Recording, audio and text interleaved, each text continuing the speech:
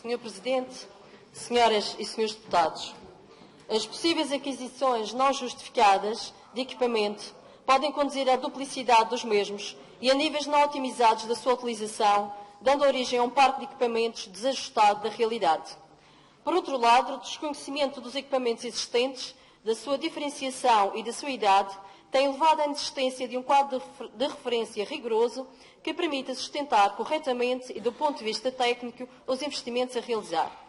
Estes fatores contribuem, pois, significativamente para gastos nem sempre devidamente sustentados nesta área. Acresce ainda que as informações atualmente disponíveis não permitem aferir se a capacidade instalada nas diferentes instituições é suficiente para suprir as necessidades do Serviço Regional de Saúde. Assim, o projeto de resolução aqui apresentado pelo PSD será uma pertinente visão regional da Carta de Equipamentos Médicos Pesados Nacional, realizada na sequência do despacho número 3484 de 2013, de Sua Excelência o Secretário de Estado da Saúde, publicado em Diário da República, número 45, segunda série, de 5 de março de 2013. Na altura, foi detectado pelo grupo de trabalho nomeado para o efeito que em Portugal não existia uma definição para esta tipologia de equipamento pesados, tendo surgido a necessidade de se estabelecer a seguinte definição para equipamento médico pesado: todo e qualquer equipamento utilizado para fins de diagnóstico ou terapêutica, sujeito a controlos de qualidade regulares e cujos recursos humanos são especializados e monitorizados quanto à eventual exposição nociva decorrente do exercício da profissão, quando aplicável. Acresce que devem satisfazer pelo menos dois dos seguintes requisitos: o seu elevado custo de aquisição e manutenção, a definir por despacho próprio, emitido por membro do Governo; ser um equipamento fixo com instalação específica inerente à sua utilização; ou ter características físicas que impliquem a existência de infraestruturas específicas e que sejam licenciados para o seu financiamento.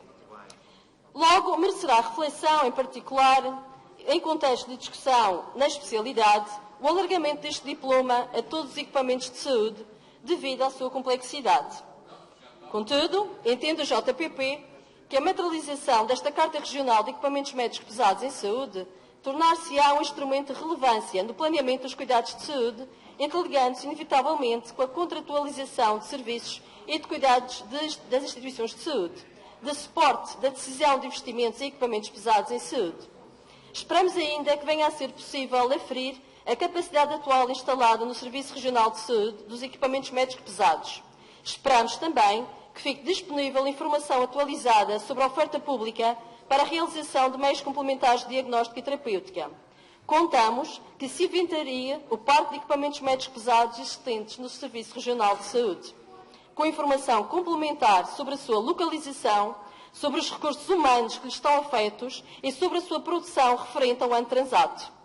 Esperamos ainda que conste do referido documento a aferição das necessidades de substituição, aquisição ou abate destes equipamentos, justificados por gastos sustentados nesta área, através da criação de um sistema dinâmico e permanente atualizado relativamente a esta matéria. Lembramos ainda o volume de equipamentos que têm sido identificados como estando inoperacionais e, não obstante, parte deles se encontrarem abatidos nas respectivas instituições, verificando-se que os mesmos lá permanecem fisicamente, o que, em alguns casos, levanta relevantes questões de saúde pública, pelo que se recomenda a correção da presente situação. Deverá ainda garantir-se, a quando da substituição de equipamentos, que os contratos de fornecimento destes incluam a retirada dos antigos. Importa ainda proceder, previamente a qualquer decisão em matéria de investimento deste nível de equipamento, a análise custo-benefício, com regras claras e bem definidas.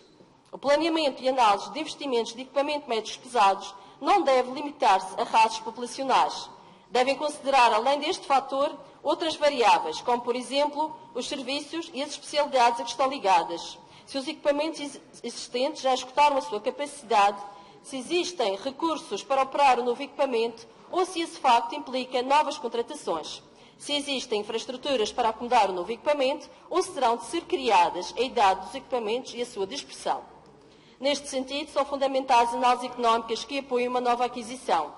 Outro fator importante a considerar no processo de aquisição-substituição é a definição de um plano de investimentos faseado, ou seja, devem ser evitadas as compras em simultâneo de um elevado número de equipamentos de uma mesma categoria. Só desta forma se poderá salvaguardar que a obsolescência dos equipamentos não será atingida no mesmo ano, garantindo assim uma resposta contínua por parte das instalações. Estando certos de que a maior parte dos equipamentos poderiam ser melhor rentabilizados, deverá ponderar-se quais as medidas a implementar no sentido de obter uma utilização mais eficaz associada ao programa de recuperação de listas de espera, à semelhança do existente no âmbito da atividade cirúrgica, CIGIC, para este tipo de meios complementares de diagnóstica e terapêutica.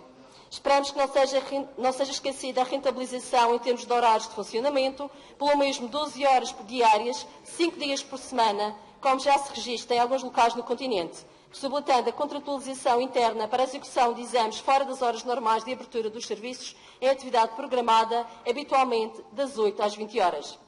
Só na inevitabilidade de não ser possível essa contratualização interna é que se deveria recorrer ao exterior, relembrando que o nosso serviço deverá ser centrado no doente e os doentes deverão ter os exames que efetivamente precisam, efetuados no tempo que deles necessitam e efetuados com qualidade. Para que, de facto, o recurso a esta contratualização interna não seja desvirtuado, dever-se-á, à semelhança do sistema atualmente existente aplicável às consultas externas, proceder à definição, ao nível da Secretaria Regional da Saúde, dos tempos mínimos garantidos para a realização de exames, com vista a uma correta e justa acessibilidade de todos os cidadãos aos exames e terapêuticos prestados por este tipo de equipamentos. Chamamos ainda a atenção para que se proceda a uma avaliação com profundidade e equidade dos recursos humanos necessários, garantindo uma correta afetação dos mesmos aos equipamentos em análise, situação que nem sempre se vê garantida. O correto funcionamento destes equipamentos está muito dependente da existência de um desejável equilíbrio entre os recursos humanos disponíveis. Sabendo o tempo necessário para formar técnicos nesta área, facilmente se entende que é essencial a existência de um planeamento rigoroso e atempado na formação dos recursos humanos. Senhoras e senhores deputados, tal premissa implica um conhecimento correto e detalhado dos recursos existentes e da evolução previsível para os próximos anos que pode vir a implicar necessidades acrescidas. É inadmissível a não rentabilização de equipamentos por ausência de recursos qualificados, pelo que este tema, entre outros associados, deverão ser assumidos como prioritários e terão atento acompanhamento por parte do JPP. Muito obrigado, Sra.